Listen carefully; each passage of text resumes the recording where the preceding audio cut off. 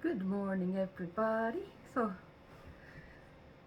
been able to speak more in the morning than usual. I kind of remember when I get out of bed, I'd have my breakfast and everything, and I would just sit here with Rosie, and I would just tell her, she was kind of fun to talk to. Now, Rosie was my friend that died at the age of 80 last year, so she could have been older.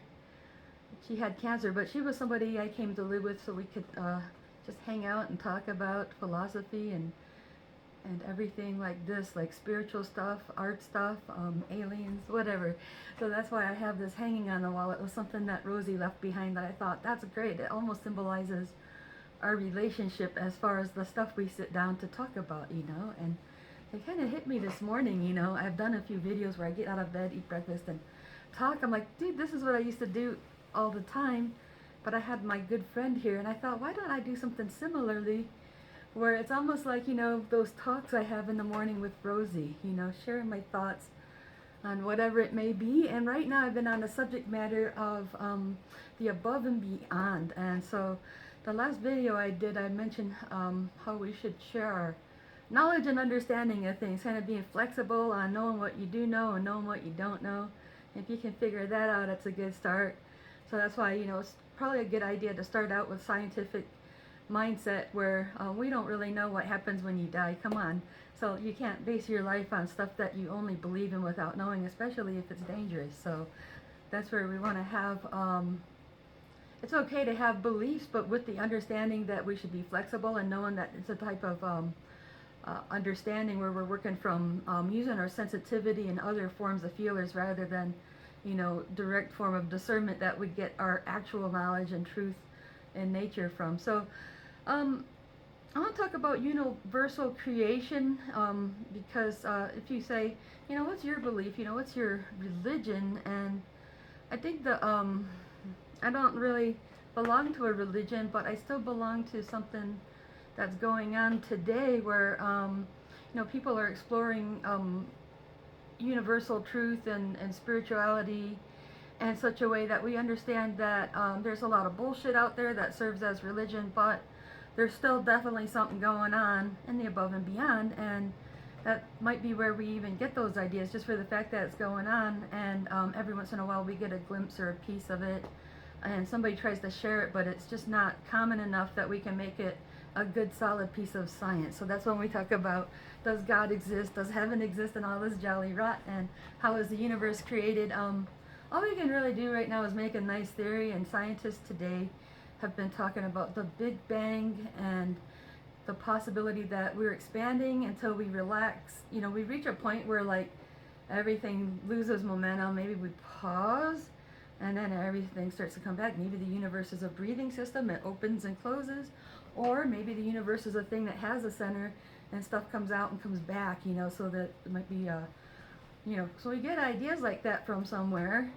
And then and so that's, we're talking about two different ways of learning. You're learning from the conventional form of learning where you wind up with a whole bunch of good knowledge in your head. But the game of spirituality has a lot of problems, because you have the truth in spirituality, but then you have a lot of space for misunderstanding, and then you have a lot of people that are up to no good. So there's like the duality of nature, and then there's just good and evil, right? So anyways, when it comes to the universe itself, there are three major components that it takes to have a living universe. And so these aspects correspond to the numbers that are in threes, like 3, 6, and 9. 3 represents the spiritual energy, that there's that said to be a field of energy. So this is the energy that everything is made of. We can kind of grasp that maybe everything's made of energy. So it happens in the physical sense, it condenses to atoms, and then there might be, the energy may still continue as a component alone. Now conscious presence is the frequency. You have energy and frequency. These are like as if the energy was there first, and then somehow the frequency came along and started moving it around. So frequency corresponds to conscious presence. This part up here, where we're thinking shit up all the time, Okay, so the spiritual is your heart center, so it doesn't necessarily lay out in that arrangement like three, as they lay out in like spirit frequency, then vibration. But in your body, I think this is going to correspond to your heart, so this is your spiritual center, where we sense through spirit. And then our mindful center is where the seat of the soul is, in the pineal gland. So that's where we feel like we exist, and you can say, I am that I am. That's number 6. And then number 9 represents the vibration. So it's almost like you could say, I don't know, you add them together, but it's just the next one down of the 3 oriented numbers, right? The numbers that are 3 or multiples of 3 are those ones. And that corresponds to vibration, but it really seems like vibration exists because conscious present will take an impact on energy. And so these are the 3 components that must be there to get the biological universe. Now, outside of that, like within the realm of nature, you have the living universe, and then it's equal and opposite. And that's where we get our duality, because there's fullness and emptiness, and that's where you get that yin-yang thing going on. You got all life on one side and the void to the other. And so they take impact on each other.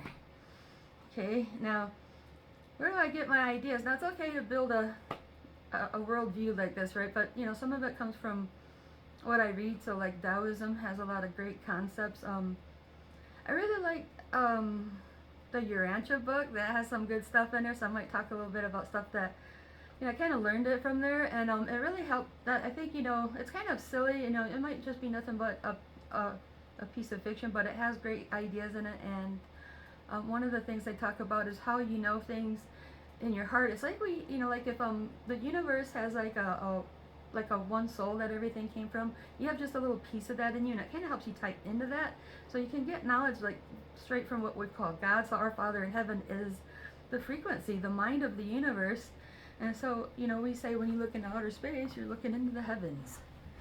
So, so there's some truth in that idea, like, but we might have the wrong idea. Like, it's really hard for an earthling to say what heaven is. So it's really hard to put your finger on it. But obviously, like I was saying earlier on in another video, it could be the best potential reality in the universe, because it's like right at the heart where all of the energy is. So like if you're just in pure energy, like the void doesn't take impact on you and mess with your life. But when you go out into outer space and you're out here inside of a galaxy, out here on a planet, then the void can take impact on our life. And that's why everything is just as it is because you have the force of creator on one end pushing through, going, let's be something, let's be a living being, let's have a planet with people on it, so that's kind of pushing through. But then nature is pushing back with it would just probably just, it's like coming along trying to put out the fire the whole way, so that's why I say snuff. It's almost like the universe that can be represented in so many different ways. Like one of them is like fire, can represent that fire in our heart, it's kind of like that spiritual energy. And so as long as there's a fire, there's always going to be forces of nature about to put that fire out, right? Now, who keeps fire is what keeps it going. So there needs to be somebody that wants that fire there. So like if we didn't stay up all night, for example, I went to hang out with some Native American people, and they require that somebody stays up all night and keep the fire going, because it's part of the ceremony in a ways. And we don't want to let that fire go out, so we toss wood on it all night long to keep that baby going. And so while everybody's asleep, there's always somebody awake making that fire keep up going. And then once they all get up, we can take a nap. Anyways, so someone's always keeping that fire going. That's what I was talking about earlier on. What creation is kind of that the universal mind is thinking stuff up. It's setting the energy in motion, and then so those are the 3. So I wanted to bring it back to 3, 6, and 9. Those are universal numbers. And so the other aspect is then coming back to the duality is represented by numbers that can be doubled. So you might go 1, 2, 4, 8, and then you double that to get 16. The number you get is 7.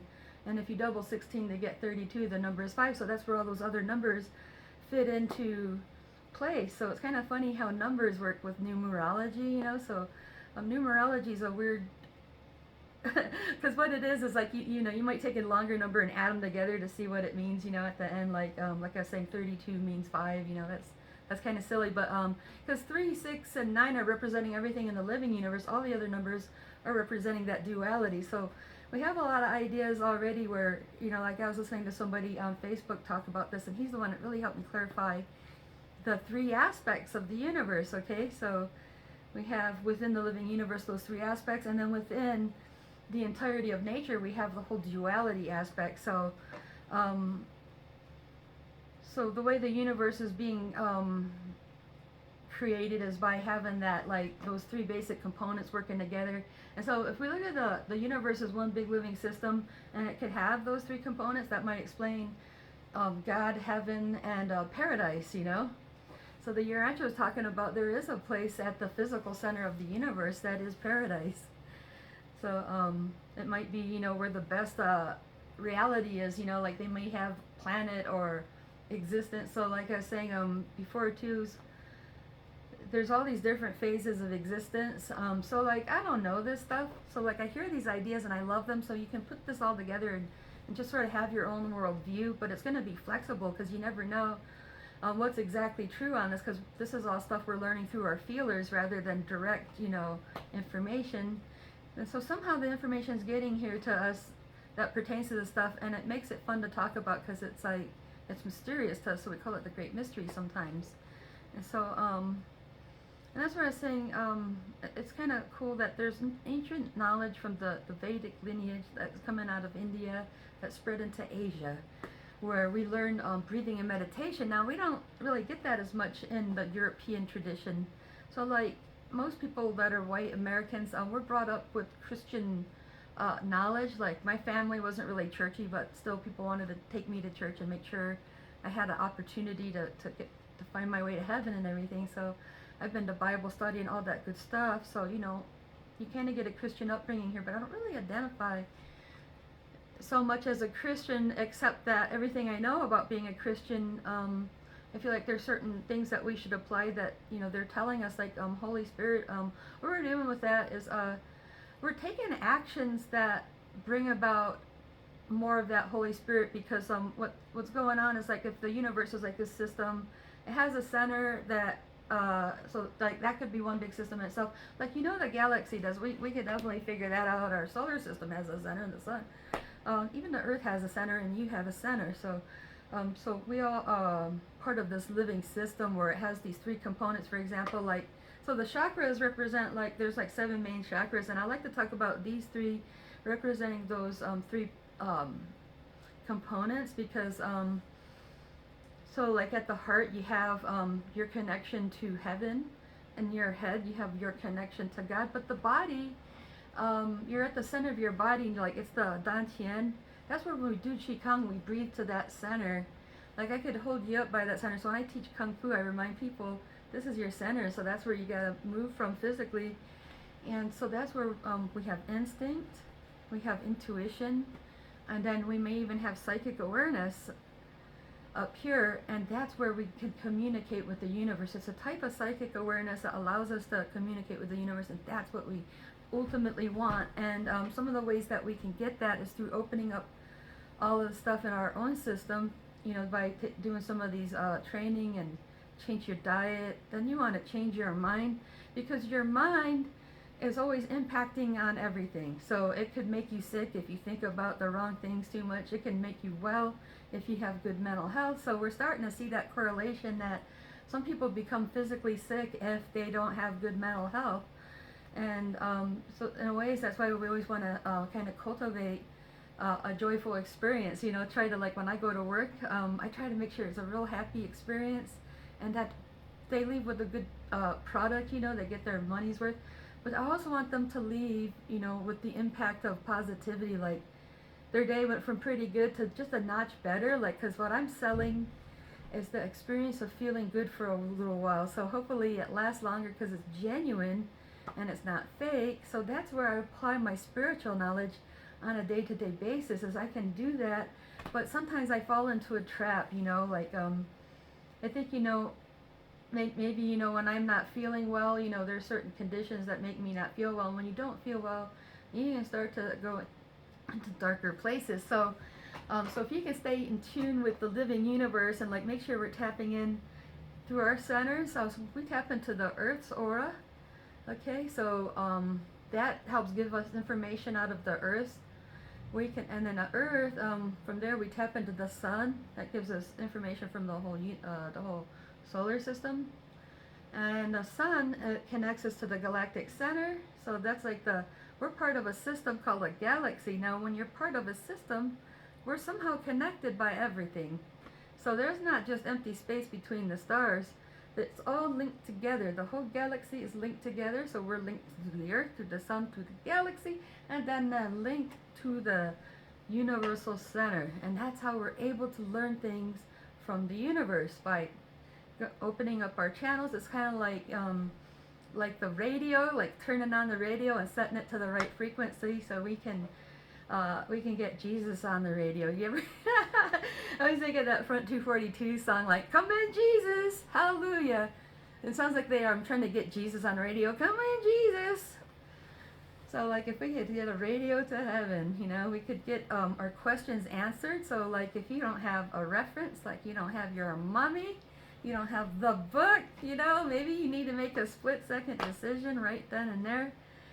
And the best way to get it, so the Akashic Records ties in with maybe being able to tap into that universal conscience, because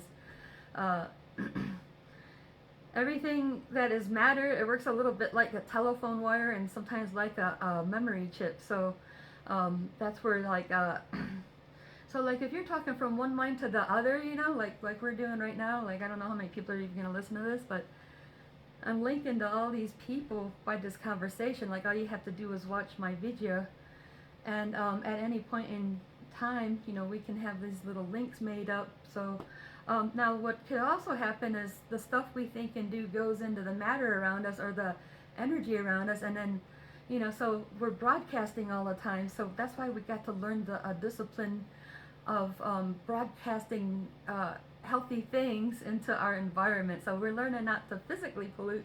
Like, oh my goodness, we've been polluting the environment. That's why everybody's got, you know, certain problems like emphysema and stuff, you know. So we should try to, like, you know, like in big cities, they have laws about emissions, so you're not making too much pollution with your vehicle. Like we don't really have that here. I see people driving by and this big thing of smoke comes out. So they're polluting the atmosphere. And like here in the valley, sometimes we got boxed in with that cloud, you know. We get boxed in with the cloud cover because the mountains poke right up through the clouds over here and right up through the clouds over here, and we have to breathe everybody's exhaust. Anyways, that's what's happening on a psychic level. If you're broadcasting a bunch of bologna or bullshit, it's just stuff that, you know, doesn't need to be put out there. And some of it's by accident because you don't know you're doing it. We're broadcasting fear-based prayer and projection or things like this. So that's why they tell us to be careful what we think, be careful what we ask for. Sometimes, you know, it doesn't make sense because you don't just make a wish and get it immediately. But sometimes I make a wish and it comes true eventually. And sometimes, you know, you make a wish and it comes true because it's like easy to get. Like, I really wish I had some water right now. I can make that wish come true by taking action. Like, I have a bottle of water, so this is like a super simple. I decided I'm having water. I felt strongly about it too, so I'm having it now. But then I was watching a video with this guy that was like, he was like wrestling with his bear, you know. I was thinking, you know what, that should be my next pet. But to be honest, I don't feel too strongly about this, so I don't have a pet bear, and I probably ain't getting one because it's really not a good idea. But boy, when you see one and you see how cute and cuddly they are, so sometimes you want something, but it's not strong enough in the heart, you know. So you have to have a strong enough love for the idea. So you get the idea and you love it, then it manifests more physically. It has better potential. So we have the potential. How much energy are you going to give it, right? So there's the potential, but then there's the pushback. Like, okay, I really wish I could fly like Superman, but truth is, if I go jump off the roof right now, I'm just going to go, because we're talking about what I think I can do versus what nature's going to allow me to do. And so that's where, you know, this might sound like blasphemy, but what we call God is the, if he's like the soul of the living universe, like we're the soul of this little living system here, also has to be able to respond to the forces in nature that he has no control of. Because if God could control everything, we wouldn't be where we are now, okay, we would have perfect everything. We wouldn't have a problem in the world. But what's going on is like the living universe is kind of spread out in such a way that some of those of us like on Earth, and I say that because I believe there's a lot of life in the universe, and that some of it's better and some of it's worse, and it's directly related to how much energy we're getting from the center. So when we're like, dear God, please help us, you know, like maybe it's like a synapses, you know, it's like my body's like, Jody, get some water, you know, you're thirsty because you're dehydrated. And so like my body communicates to my brain, next thing you know I'm pouring water. You know, so God's not a magic genie that makes things happen, but it's more like we're part of this body, you know. And we might send out like, hey, we need help, man. We got all these monsters down here with nuclear warheads, and they got their finger like right here near the button, like, so Earth is like in trouble. And so that gets broadcasted different ways, and then next thing you know, I know this is a pretty controversial subject, but that could be why we're seeing UFOs and getting contact from higher beings, and it could have been like part of the process all along. So anyways, I want to talk a little bit more about this stuff in other videos about universal creation, but the three components the universe have are the three components that you have, and that's why we're talking about why this is a fun and important subject all at the same time, because what you think does matter. They say it doesn't matter what anyone thinks, it only matters what they can do to you, right? So it does kind of matter. Like if you're hanging out with a bunch of people that think you're a jerk, you know, it's just never going to go well. If you're working with a group of people, you should all kind of like have a way of like creating a friendship, so that way whatever your task is, like at your job, maybe at your class, so there's like a unification where like nobody hates each other, there's none of this division. And so like then like whatever your thing is you're doing and learning, it's gonna go way better when everybody's like, hey, we're here to work together. And so that's where, you know, we have religion and spirituality, because it really ties in with psychology, you know. So it's the psychology of the soul, because whatever you think from just on your superficial mind to whatever your deepest intentions are, like maybe you've been reincarnating on Earth over and over because you're on a spiritual mission, and that's in your deep psyche, that's also gonna have people going, you know, she seems really different, she seems to be spiritual, or, you know, you'll have deep-rooted intentions that carry over as a soul, and then so as you grow up you discover those. That's how people, what you call, discover their purpose. And I feel like I've been in a long process of discovering my purpose as an artist, and as an artist I've learned that the one of the best things you can do is understand universal creation. So if you want to be a creator, then you need this type of universal mastery. That's what Kung Fu teaches us, is how to use universal mastery to get the best Kung Fu.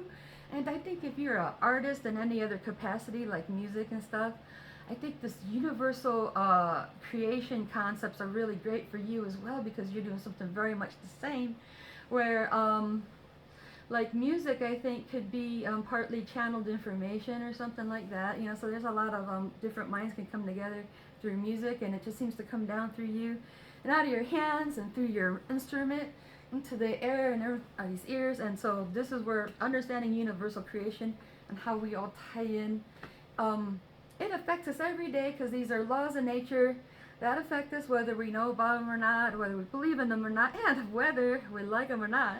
So you guys, I love you very much. If you love me too, let me know in the comments what you think, and if you can like my video, because I make so much sense, maybe someone else will watch it too. Take care, bye-bye now.